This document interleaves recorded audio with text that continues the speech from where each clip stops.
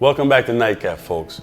Before we get into this episode, I just want to, from the bottom of my heart, extend a thank you and a sincere appreciation to the audience who's been tuning in to NiteCap, who's been supporting these pure conversations, these real conversations from the beginning of the series in 2010 as we venture into our next chapter as the show is set to debut on 99 Jams, South Florida's #1 urban radio station. It's going to be just as provocative. It's going to be one of a kind, the most provocative conversation in pop culture.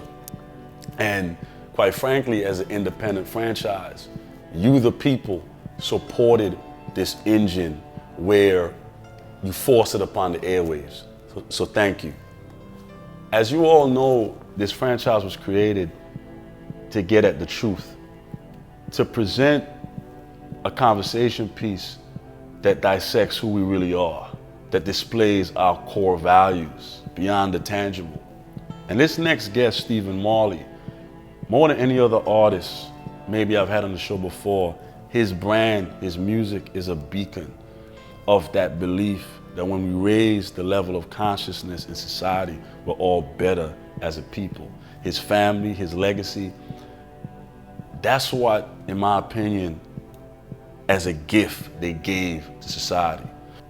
So having said that about the Marley family, my belief, we are all a collective product of the messages we are sent via the airwaves, via the television screen, via the books you read. So the question is, are you comfortable with the messages being sent to you, your kids, your family? Enjoy the conversation, and I'll be back in my final thought to address just that. Just real people, real convo.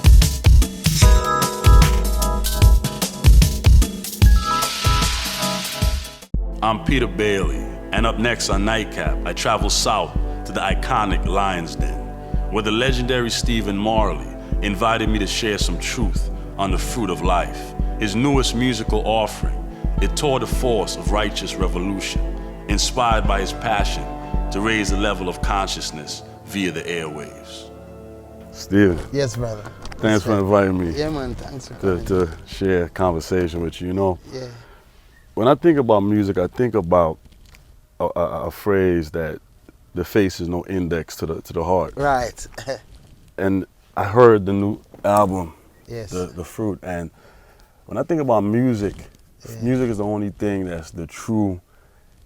Basically, you can't hide. When you listen to music, you can't hide those feelings. You can't hide those range of emotions. Right, true. And music is to embody the full range of emotions. Right. And you did that on the new album. How are you able to tap into that vulnerability and kind of remove the mask that we all kind of walk around with every day? Yeah. Well, I mean, as far as music go, you know, my mother come from music. Yeah. My father come from music. My grandparents come from music. So we come from a thoroughbred type of thing, you know what I mean? Yeah. So we approach music to the most organic level where you know, it's really from your soul, and it's a natural thing, you know? Less thought and more spirit, you know? Yeah. But Steve, we don't see we live in such an unnatural world right now. Yeah. That's why you have to have balance. There's a balance, there's a yin and a yang in everything, you know, there's a balance in everything. And you have to find that balance, because it's life. It's a journey, you know what I mean? You have to know your balance and your purpose, and, you know? Because I think it's true that everybody is put here for a reason. Definitely.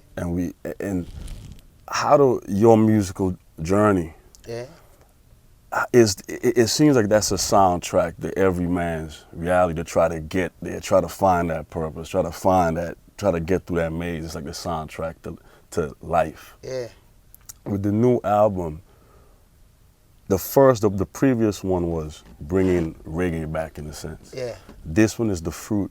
Yeah. It's kind of like now the tree is bearing fruit. Right. How do you want us to absorb that fruit when listening to the music?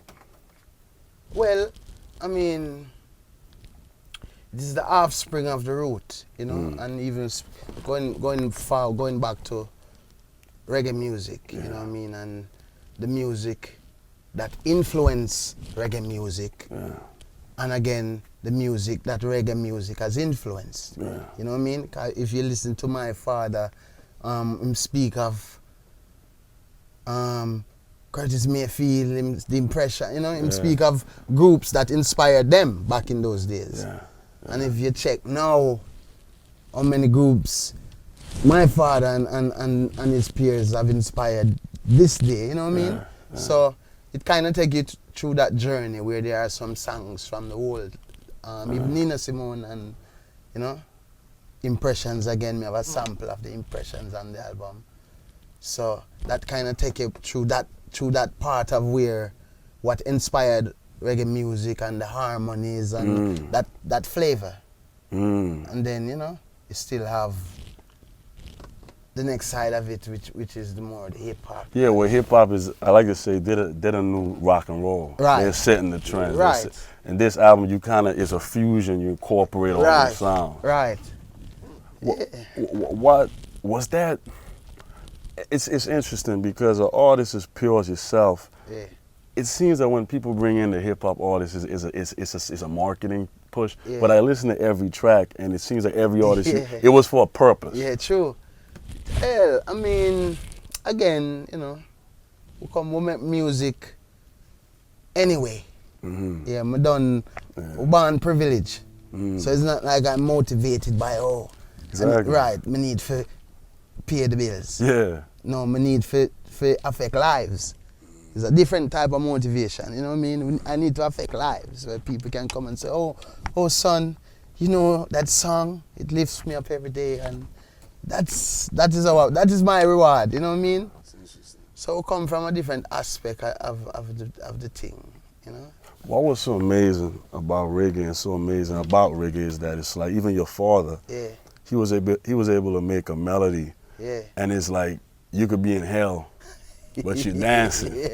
You know what I'm saying? When you're like, it's like I'm on this rock. Yeah. And I think that, how is it that, you know what I'm saying? Like, how is it the Caribbean struggle is such an intense struggle we've been through? Because I'm from the Virgin Islands. Yeah. So we've been through colonialism. Yeah. We've been through poverty. Yeah. But it's all this darkness on these beautiful islands. Yeah.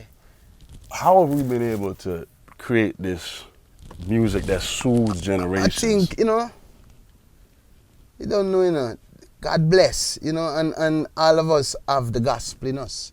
Right, especially coming from down in the Caribbean there. All the way have the gospel there. You know, that's the only type of way we could have really even describe it. When you say, boy, you could be in the darkest hour. Yeah. Right, it couldn't be speaking about your cars and these things that's going to help you in those hours. It is, right. There's a more music where going to lift up your spirit. So, you know, that gospel, man. That's interesting. Like in your darkest, most bottomless pit, there's beauty there you find. Yeah, you have to. That's what keeps us going. Yeah, you have to. Politically, we was talking off air just now about this same issue where you have the Caribbean and we know we're a new nation of people. Yeah. And we seek independence, but we still seek a certain movement towards the 20th century. Right. And I remember growing up, man, I'll be honest with you. I remember thinking like people would come to vacation to the Caribbean. Right. But I remember thinking like, this is paradise for who though? Right. You know what I'm saying? It's like you see a magazine with these pictures, but you and your people, like whether it be in Remo or you know what I'm saying, in these parts in down in Trinidad and Laventille. Right. It's like it don't look like the postcard. No.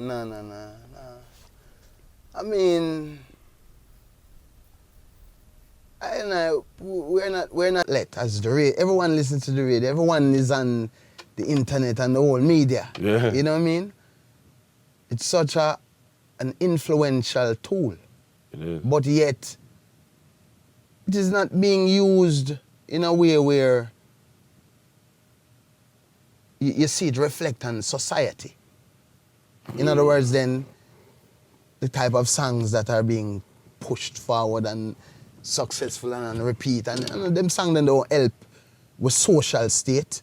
But yet it is so influential. You know, the radio is so influential. We should be a little bit more responsible. Right, for the social state. Everybody is influenced by, you know, The media. Everybody will influence. It's funny you say that. We were having a conversation earlier. You know the whole issue in Russia. Yeah. With Crimea and Putin. Yeah. And that story has been kind of buried for more, you know, I guess reality TV gossip. And why? But you know, Stephen, you think about it sometimes. Are we as a people and a generation losing touch with our spiritual selves? Is it just we're losing? I mean, how do we get it back though? Why? I mean, it's a good question, you know? Because I'm gonna have kids one day, man. And I look at the world you just mentioned, like how do I raise them in that? Yeah, I mean the morals that are instilled in us, you know, have to be practiced and you know, that's a good question. Like, oh, you can't tell a man how to live. Yeah. Because like you said, he got to pay the bills. If a man say, make this type of music you know, to feed my kids. You know, you kind of would have to go back to where, or we get in this type of situation where we are downtrodden as a people, you know, and I lose focus of our way, that's our humanity, you know? Yeah. Right, like, wow. I think the album is a process towards healing us, though. Great, man. As a people. Lovely. I think it is. Great, I think it is. Finally, love, relationships. Yeah. You had a song way back, Someone to Love. Yeah. And you had a song, If You're Gonna Leave. Yeah. As a Caribbean artist, you know, we're very viewed as very machismo, very strong men. Yeah. But you're able to get a little bit softer. Yes, to kind of embrace the female entity. Yeah, man. I mean, man have two sides. One-sided penny is a counterfeit. Right? Yeah. There's always two sides of things, and I mean, speak the truth. You know, love is not something where pride come in and ego. Love is pure, and if it's love you're speaking of, then speak the truth. You know, don't put your ego in it. Well, no, man. It's okay to be out there with the lady friend and holding her hand close and whatever. And let her know. Mm-hmm. You appreciate her and how important she is in life and that balance. That balance we was talking about. You have Sizzla on the album. It's a very powerful song. Yeah, man, thank you. Busta Rhymes, Khaled. Yeah. The first, that Capleton and Sizzla track was just very, it was revolutionary. It was talking about some of these things in the Caribbean. Yeah. How did you and Black Thought, the Roots, how did that union, that thorn, that balance of? Well, Black Thought always was a fan of the Roots, you know, from ever since. Always a fan. And then we met him when he came to do Pimper's Paradise and Damien's album. So from that, you know, we have a relationship and see him a couple times on the road, but I always aspired to do something with him as well. So when we come up with the song and thing and it's the vibe, I say, I'm gonna check Black and see if him feel this. You know? Finally, Steve, you know, I'm a spiritual cat, as you could tell. Brother. Yeah. And I always like to think we could challenge God, we could challenge our higher power. Yeah. If you could challenge him, your higher power, into looking at society that we just discussed, what would you like to see change? What would you like to see better as us as a people? You know, if you had I don't know if you could, he was right here talking to you, like, what question would you challenge him with? Whoa. First of all, God perfect. You know, I can't challenge God. You can't ask him a question, though? Of course, I can ask him a question. Yeah, true. Yeah. True. Of course, but for say me I challenge perfection, what sense is there to challenge perfection? You know what I mean? I would ask him, what is the way that we can bestow love in all man and restore mankind to its original state of just love and brotherhood? Yeah. What is your advice, oh master? Please, your humble servant ask of you to lead me in this way so I can be a light and help towards, you know what I mean, manifesting this mission. You're fruit of life. Yeah. Fruit of life, brother. Yeah, man. Thank you, Appreciate blood. that Respect. conversation, Yeah, man. I hope you guys enjoyed that conversation. And I really appreciate Stephen's truth and his passion for the culture, his passion for spreading the seeds of consciousness. And his album, The Fruit of Life, is amazing, so please support it. And as I mentioned, my final thought, I'd like to address what I mentioned about the messages being sent. If we are a product of what we're being fed, are we being fed too much materialism? As discussed, have we lost the sense of our humanity? We all love fun. I myself, we all love nice things.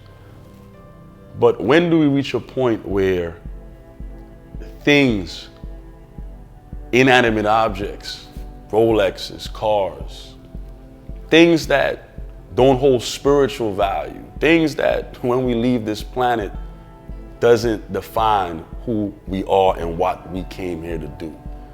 When do we know we've lost that balance? And how do we get back to that balance? That's the final words, the final thing I want you to think about. If we are living for something that holds no value beyond an ego, beyond vanity, what is it really worth? Thank you. Love and live.